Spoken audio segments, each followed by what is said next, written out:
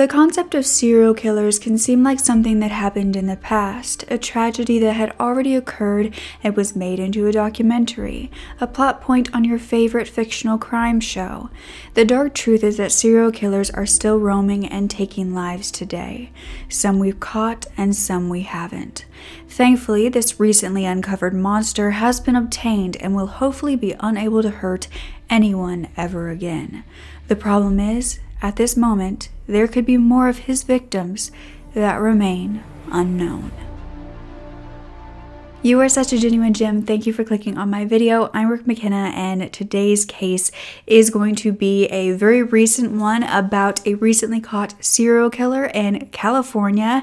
And I'm going to go over the timeline, how police located him, and all of the different victims that he took the lives of. I'm going to take a moment to thank our sponsor, Huge Casino. Now, Huge Casino is a game that is so fun to use as a distraction to your everyday life, and although it's an online slot game, the best part is that you don't use any real money ever. It's strictly for entertainment. There are over 100 casino games to play, from more classics to more modern machines, all inspired by real-life casinos. You can also play poker, roulette, and blackjack. You can even join a club with friends and compete in a billionaires league. And if this sounds interesting and if you want to support this channel, you can click the link in my description to download it for free, and you'll actually get 5 million chips to play with through my link. So click that down below. Now let's get back to the story.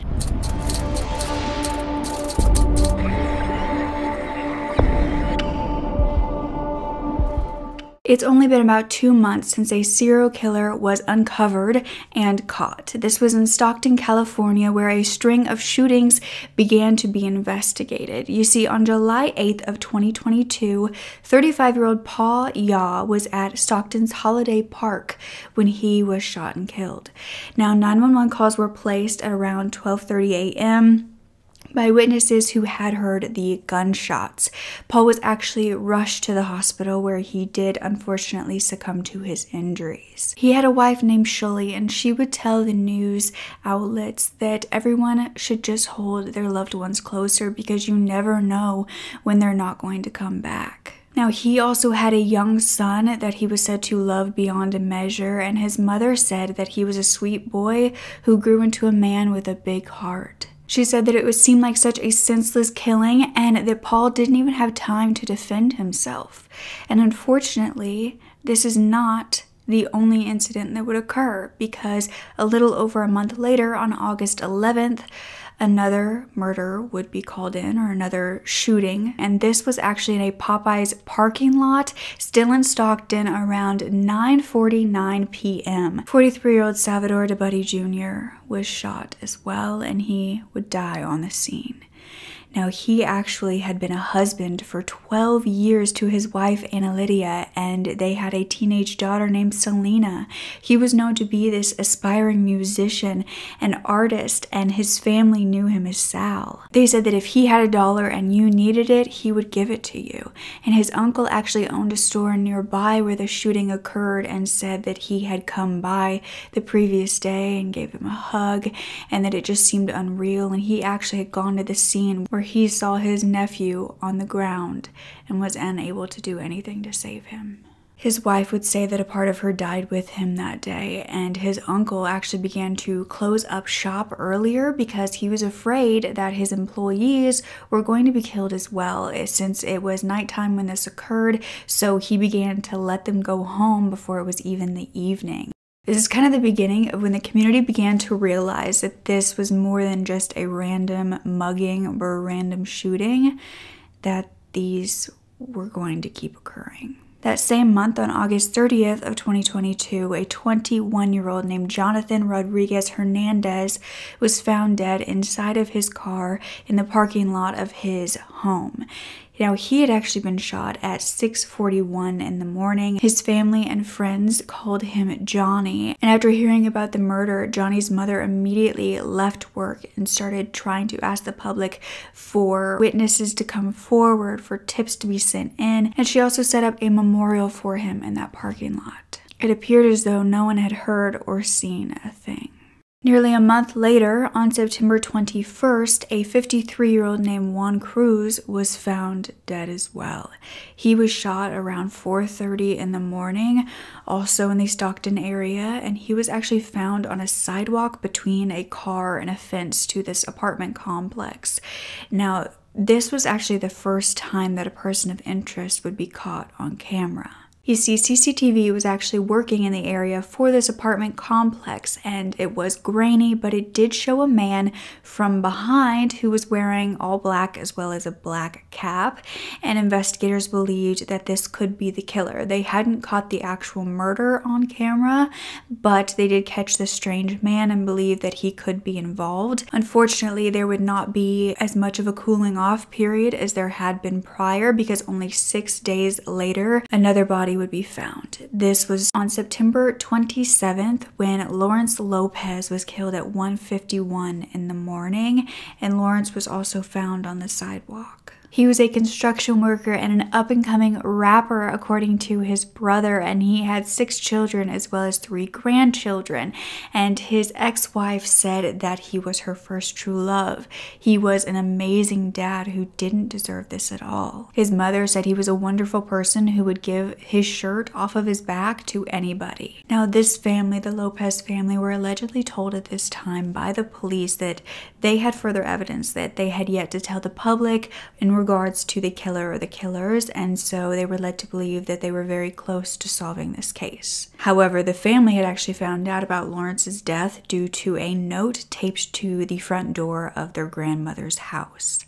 Now, the next day, the first press conference was held, and the police chief, McFadden, would tell the public, I know there's been talk in the media and on social media that there's a serial killer in the city of Stockton.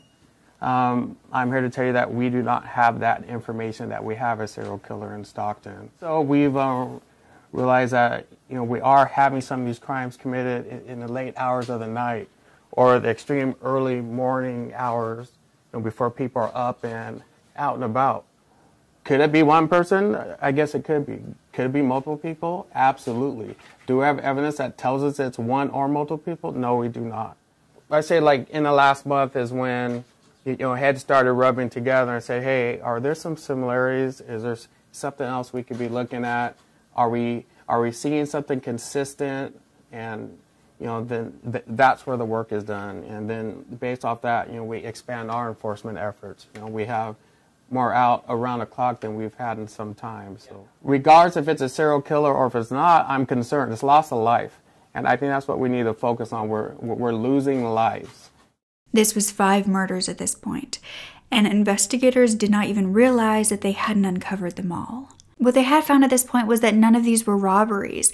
No one had been found to have anything stolen from them. These were not muggings. It appeared as though this killer was simply out to kill, that this was mission motivated. Now, the police spokesperson, who was Joseph Silva, began to tell the public that they began to piece this together as all kind of having to do with one another, because every single victim was alone in the dark in areas that were not well lit, did not have many surveillance cameras, and they were also all males and all Hispanic except for one, who is Paul. He was a white man, but the others were found to be Hispanic. They urged the public to be vigilant, to have good situational awareness, and to basically not isolate themselves and travel in packs of people. They also announced that the cooling off period was getting much smaller than it had previously been. It was quite different from each murder to the next. However, it appeared as though it was shortening drastically. 2 days after this, the police chief did inform the public that they had this person of interest and that they had officially connected the 5 murders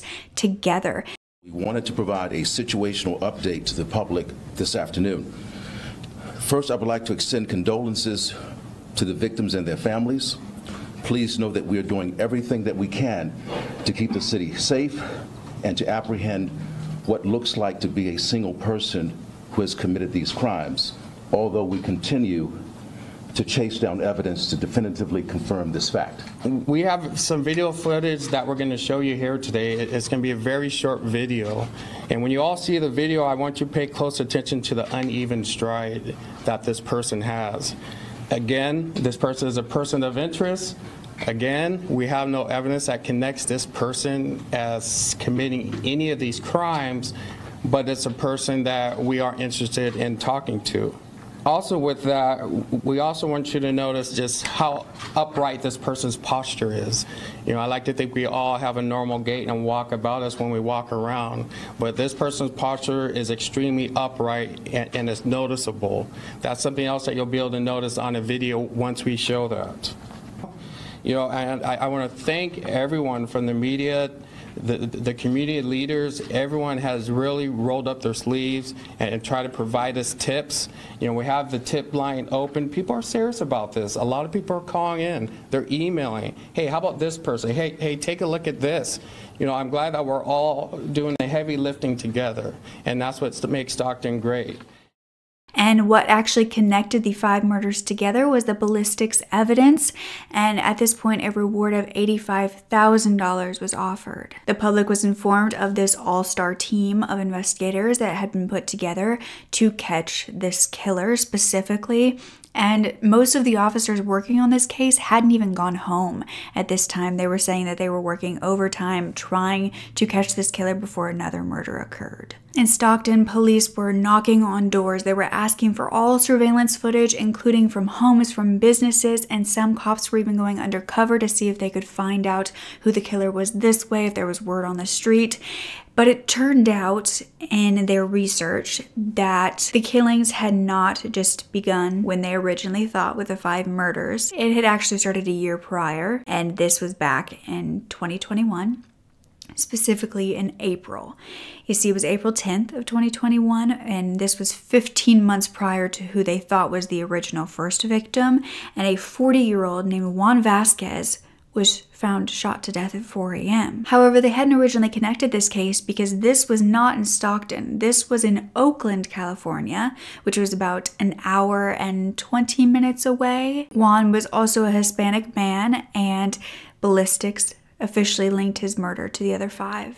So they were up to 6 victims. And because this happened a year prior, there could be many, many more. Now, Juan Vasquez did have children, and they would say that they found out that his murder, which had been previously unsolved for a year, they didn't know if it would ever be solved, was now being connected to a serial killer. They found this out over social media. And they were saying that, you know, they didn't actually see Juan much because he worked odd jobs. He would often stay in his car. He didn't specifically live with them, but they were of course devastated by his loss.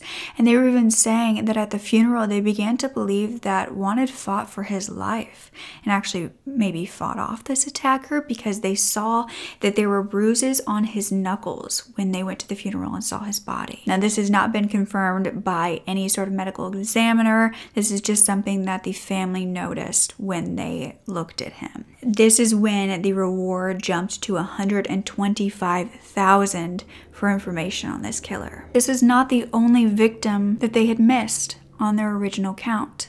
However, this next victim had survived. Now, this was 6 days after Juan back in 2021, and it was April 16th of 2021. And this was 46-year-old Natasha Latour.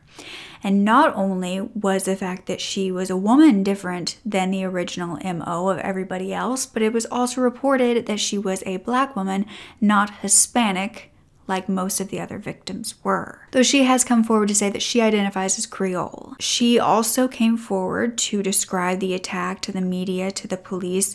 She explained that she was struggling with alcohol addiction. She was living on the street. She had a tent. And she was actually out that night. She was near railroad tracks. And this was in Stockton around 3 a.m. when she would have a gun pointed in her direction. I went to my storage unit, and then I got dressed and changed, and then I went and bought a brand new sweater. And then I went over to Park and Union, the railroad tracks, a place where I always used to go. And it was about, I don't know, 2:33, 3:30 in the morning. Mm-hmm. And the train sound came, so I knew a train was going to be coming. And then the train started to come towards me. I mean, I was on the side, and then a man came around the corner, or whoever came around the corner, and they already had the gun out. And they just started shooting. There was no words exchanged. She didn't say anything. didn't come any closer, just started shooting. I just saw flashes. I ran towards him knowing that I'd have to get closer to the street if I wanted to survive. And then as I did that, then he got down like a movie star pose. You know what I mean? Because at first he was just holding it like a thug, and I was really hoping his aim was gonna be off, because he was like like that. You know what I mean? And then as I went towards him, then he got down like with two, and then it became my height. She began thinking that it was pure genius where they were doing this because no one would hear these gunshots. Eventually, Natasha kind of fell over, and she said she was super tired and did not want to keep moving, but she thought of her late grandmother. I fell down, and then my grandmother's, their voices came, and I had my one grandmother, Marie Celestine. She had a house around Pilgrim Street for like 42 years, and I would go out of the bathroom, and I would see her in her room praying, and I'd look back and then kind of tease her and say, "Grandmother, are you still praying?" And she'd say, "I pray for my children's children." It's the first thing I heard when I fell down. And then my mom's mom, which is like one of my favorite people in the whole world, she told me, move, girl, move. So I crawled out to the street. The detective later told me that I was scooting on my back, because he just got a video. So I was scooting on my back, and I got to the street, and then I said, as clear as day, I know it's scary. You can keep yourself out of harm's way, but please call 911. I'm dying. Yelling and screaming for help, and like I said, I'm very familiar with the area. I knew nobody was going to hear me, and the people that were hearing me weren't responding. And so I heard a car come by me, and I heard a woman say, the fuck there's not, look. And then I heard like a door open or close, and then I can tell that they went down a distance, and I heard some man say, I'm right here. I'm calling 911 for you, mija. Don't worry. Okay. So I must have been a Mexican. Samaritan. Must have been a Mexican. Yeah, You know what I'm saying? they thought you were Mexican. Rolled through. They thought I was Mexican all the way around. You know what I mean? Yeah. And so yes. Whoever you are, thank you so much. She ended up being shot around 9 to 10 times that night, but she survived to tell the tale. She had gone a year and a half at this point with the knowledge that her attacker was still out there, the person who had wanted her dead. But after the grainy photos of this man on the CCTV footage was released to the public, Natasha knew that this was the person who had tried to kill her, even with this just being the back of their head. I hit her up, what do you mean it's a serial killer? And she goes, look, and so I check it out, and then I said to myself, well, these are the same circumstances, and I always knew that I would have to fight for something. God was preparing me to do something, and I didn't know what it was. I've been trying to write about my experience, and then all of a sudden I got writer's block. And now I know why, because the story wasn't over yet. Natasha said that she had gone to police back when it first happened, tried to get help, tried to tell them, but no one listened until now. So the police officers, two of them showed up first, and I was on the ground, kind of like... This is on the scene? Yeah, on the scene. They came before the EMTs. Okay. And so I was rolling, not rolling around, but kind of like moving around, because I was burning up hot. And I had asked one of them looked down at me, and he said, with this tone, what are you doing? And I said, I'm really hot, I'm trying to take this off, not remembering that I had a zipper on. And honestly, I didn't register why I was hot. I was just burning up hot. You just want to be completely naked, you know what I mean? And so he said, what are you doing? And I said, I'm trying to take this off, can you help me? And his response was, we can't touch you. Wow. And he said it like I was trash, you know what I mean? And so I was thinking, okay, but you could put your knee on my neck. But they basically treated me as if it was a drug deal gone bad, as if I knew something, that I wasn't sharing. I even asked the advocate, are you gonna say anything about this? There's people that are walking. This is Food for Less. Mm-hmm. You're going to Food for Less. You're coming back and forth. And because you think it's okay to walk right there, it's not. Yeah. People get shot for no reason. Mm-hmm. No, they never said anything to anybody. They just kept it. Which maybe that's why I thought maybe there must be some more people. The Stockton Police Department did apologize to her at this point for not listening, and she said that their apologies were sincere, but that if they would have taken her seriously, it could have saved many lives. First and foremost, I'm angry that there's 5 people that are dead after me. Mm-hmm. That angers me beyond how I was treated.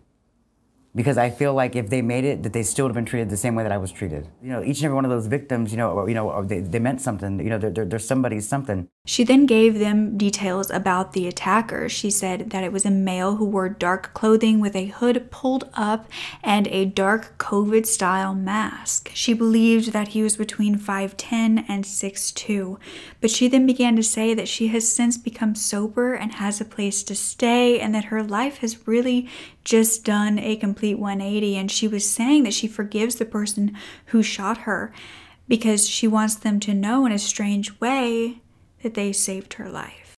So yeah, I mean, I work full time. I'm happy. I'm married to my best friend 30 years. Congratulations. Thank you. Thank you.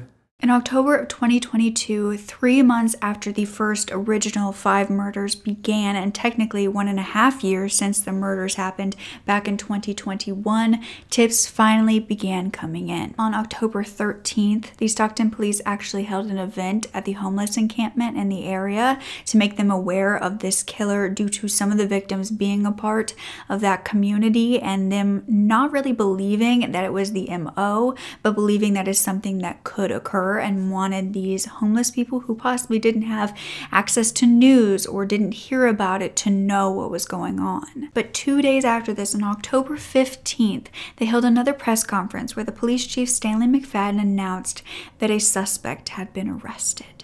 The arrest happened in 2 parts. One was community tips, and the second was good old-fashioned police work. He was stopped by our own team in the area of Village Green Drive and Winslow Avenue around 2 a.m. this morning. Our surveillance team followed this person while he was driving. We watched his patterns and determined early this morning he was on a mission to kill. He was out hunting. In order to thwart another murder, they ended up arresting him immediately. You see, officers had watched as the suspect had exited the van that he was driving and ended up getting out and walking towards a person. But then he turned around and went back to his vehicle. It appeared as though he was grabbing something, they didn't really know. But when he started heading back towards the person, they quickly arrested him and found that their suspicions were solidified because this suspect not only had a mask around his neck, but a gun in his waistband. The gun was actually said to be a ghost gun, which basically means it's unregulated, and anyone, including minors and prohibited purchasers, can buy this gun without a background check. They believe that this split-second decision had prevented another death, and we don't currently have the name of the man that they allegedly saved. It's unknown if this person even knew what could have happened to them, but thankfully they're still here today. The police chief revealed a little bit about the suspect, saying that he does have a criminal record and he was being held in the county jail without bail. Now, the DA claimed that this crime was solved by the community, that they were not allowing someone to come to their house and bring this kind of terror and it not mobilize them. Officers claimed that truck drivers, Uber drivers were out searching the roads looking for someone matching this description, that people were taking off work, using vacation days to help solve this case. But investigators said although they had 6 murders and then an attempted murder, they were still looking and investigating all of the evidence and looking for possible matches of unsolved murders or attacks outside of the Stockton, California area as well. The community held a vigil to remember the men who were killed. Honestly, I tried to hate him. I tried to hate him. It didn't work out. God is just too strong for that. If you could, what would you say to the suspect? Why? One word, why? He was a wonderful man. You know what I mean? That's something that you're going to have to deal with when your time comes. The suspect was finally revealed to be 43-year-old Wesley Brownlee, a full-time truck driver. An anonymous family member would come forward saying that he was a good-hearted person and that the police had the wrong person. Most of what's been uncovered about his past has come from the Mercury News, as far as I could tell. It was claimed that he grew up in Oakland but moved with his mother later on to Stockton. He had been diagnosed with a learning disability in elementary school, and he had been a troubled teen who was accused with 2 other friends of the sexual assault of a girl when he was 14. He ended up denying involvement. He blamed it on his friends, and his mother said that the girl didn't implicate him in the crime until her second statement, and so his mother was by his side, claiming that he was innocent the entire time. Back when he was a teenager in 1995, he had a brother named Dale who was 17 years old, and he was actually shot and killed due to a drug-related killing. And then 6 months later, Dale's friend, who was also Wesley's friend, Kojo Upshaw, who was 18 at the time, was killed in that same exact location, but this was a stabbing. After this, Wesley was said to be distressed and depressed, and his mother did send him to therapy for a while. He then dropped out of high school as a junior, even though his goal was to go to college for computer science with a basketball scholarship, and he ultimately dreamed of being in the NBA. Mercury News had found a probation report because, as you'll find out, there were lots of different times where Wesley was involved with the law, and a probation report basically claimed that Wesley suffered innate mental limitation and psychological stress over his brother's death and seemed unwilling and unable to assume meaningful responsibility for himself. As a teenager, he was arrested on suspicion of selling drugs and was given house arrest. However, his mother had a chronic condition that made her very tired, and so it was said that she actually didn't keep a watchful eye on Wesley, and he just still did whatever he wanted. In his adult years, Wesley was said to be arrested several times for selling crack cocaine, and this was actually in the same neighborhood where the first official victim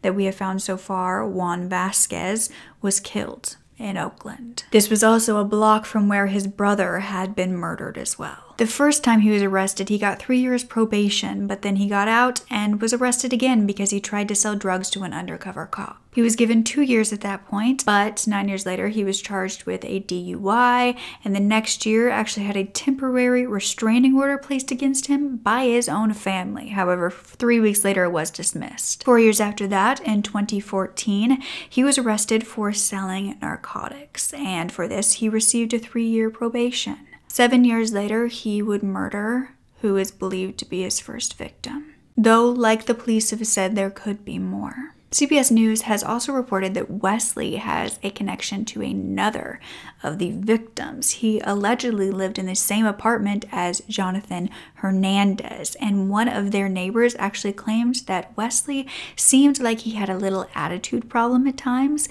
Another neighbor actually ended up moving out because she said that one time when she was living there, she saw Wesley just standing there staring at her with a gun in his hand, and it scared her so bad that she just left. His apartment has since been searched by investigators, and it has yet to be revealed if anything of importance was found. 3 days after his arrest on October 18th, Wesley Brownlee was taken to court. He was then charged with the 5th, 6th, and 7th victims, who were, in order of the full timeline, Jonathan Hernandez, Juan Cruz, and Lawrence Lopez. He was also being charged with felon in possession of a firearm and possession of ammunition, and he requested a public defender at this point. The judge told him that the minimum punishment, if convicted, would be life in prison without the possibility of parole, and the max would be death. At this point, the survivor, Natasha, was furious that there were no charges against him for what happened to her, but the DA said that they were waiting for pending evidence on her case as well as the other murders he had yet to be charged with. 2 months later, on December 22nd, which is very recently, Wesley was charged with the murders of the 1st, 3rd, and 4th victim, who were Juan Vasquez, Paul Yall, and Salvador DeBuddy Jr. This did not include Natasha, who had survived at this point. However, it did include another victim who had never been named at all. This was a man named Mervyn Harmon, and he had never come up. He had never been linked. However, he was a 39-year-old who was said to be a loving father, a talented cook, and an easygoing family man. He had 2 daughters who allegedly looked just like him. He was known to have one of the best smiles, a smile of gold. He was homeless at the time. He was going to different shelters, different family members' homes to be able to sleep at night, and he would be shot and killed in Oakland the same day that Natasha, the survivor, was attacked on April 16th of 2021, and his murder was actually at 1:17 in the morning prior to her attack. The mother of Mervin's children said that she never once thought that he could be connected to this killer when, the news of a serial killer came out, because it had happened the year prior, and that for a year and a half they had really just thought that this was going to be unsolved forever. She was telling her children to be safe going out at night because there was this serial killer, and she did not think twice that the case could be connected to her ex-husband. She said that it now brings relief that they know, but it doesn't take away the pain. His murder makes this Wesley Brownlee's 8th victim, and he was being charged at this point with 7 counts of murder and 1 count of attempted murder. Wesley was said to be back in court on January 3rd for the new charges, and the community is quite worried. They have said that they don't know if the right person was caught. They also believe that there could be more than one perpetrator and that they could still be on the loose. Survivor Natasha did sit in the courtroom, and Wesley did not take a plea deal, so the next court date was set for January 17th. Which at this time of filming has not come yet. But Wesley Brownlee remains in jail without bail. But the Stockton Police Department are still investigating possible related cases and asking for anyone with information to contact them and come forward. You can use the Stockton Crime Stoppers anonymously. I will have that number for you down below, and this is all we know so far. I'd love to keep you updated as the case unfolds. But do you believe that more victims will be uncovered? Seems like a very long time between the 2 murders now and 1 attempted murder, and then when the other 5 murders began. During my research, I did find that a few of the families do have GoFundMe. Salvador's family, as well as Paul's family and Lawrence's family. I could not find any others, but if I do find any or they create any, I will leave those in the comments below. And please leave any comments of GoFundMes that you know about, or ways to help the victims' families or to help Natasha. I was unable to find a GoFundMe for her. It breaks my heart that she was attacked so viciously. She had no support, and then the police didn't even listen to her.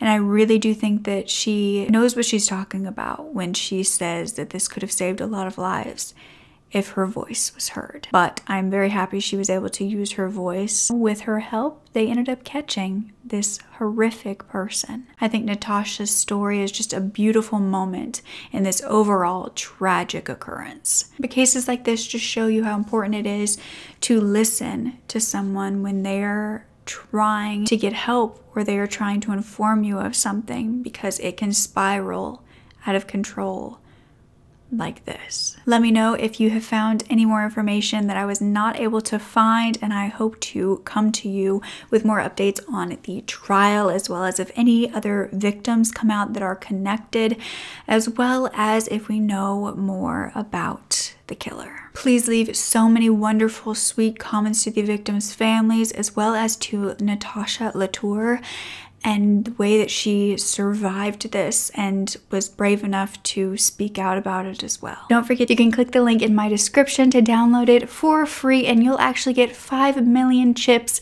to play with through my link. So don't forget to speak up. Your voice is powerful enough, and I love you to absolute pieces. Okay, bye.